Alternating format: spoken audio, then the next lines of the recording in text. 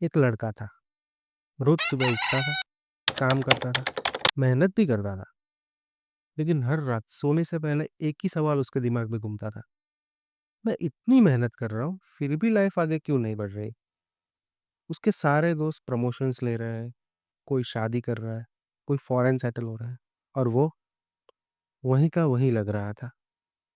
शायद ये कहानी सिर्फ उस लड़के की नहीं है, ये आपकी भी कहानी है।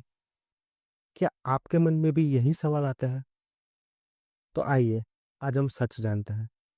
तो सच ये है कि जिंदगी कोई रेस नहीं है, लेकिन सोशल मीडिया ने हमें ये सिखा दिया है कि जो तेज है वही सक्सेसफुल है।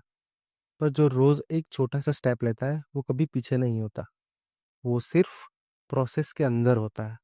एक बार उस लड़के ने शेयर मार्केट में इन्वेस्ट किया, रोज ऐप खोलता था, कभी रेड, कभी ग्रीन। दिल घबरा जाता था कि गलती हो गई।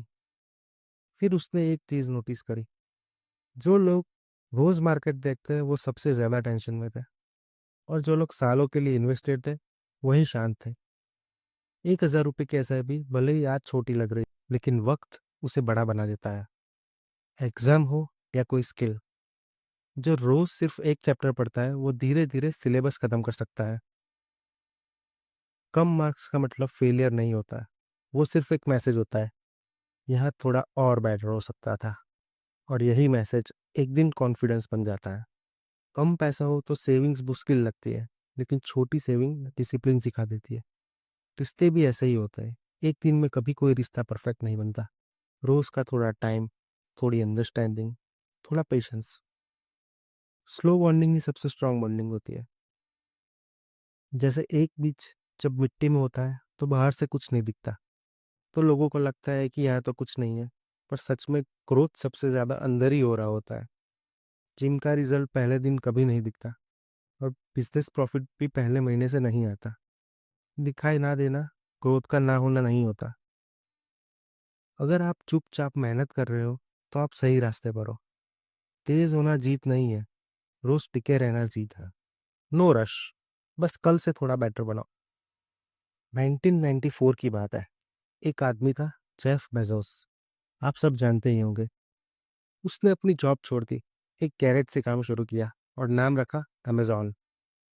पहले सिर्फ बुक बेचता था, ऑर्डर्स कम थे, पैसे भी कम थे, और प्रॉफिट जीरो। और प्रॉब्लम्स बहुत सारी थी। 1 साल गया, 2 साल गए, 3 साल, फिर भी प्रॉफिट जीरो। लोग हंसने लगे, इन्वेस्टर्स भी पूछने लगे कि कब आएगा प्रॉफिट, और मीडिया बोलने लगी कि ये बिजनेस ज्यादा दिन नहीं टिकने वाला। सोचो, 7 साल तक उस आदमी ने एक भी रुपये का प्रॉफिट नहीं किया। 7 साल। और आज हम 1-2 महीने में रिजल्ट ना आए तो गिव अप कर देते हैं। लेकिन जेफ बेजोस ने कभी ये नहीं कहा कि मैं स्लो हूँ। उसने कहा मैं लॉन्ग टर्म के लिए बना रहा हूँ। उन्होंने शॉर्ट टर्म प्रॉफिट नहीं चुना, स्ट्रॉन्ग फाउंडेशन चुनी।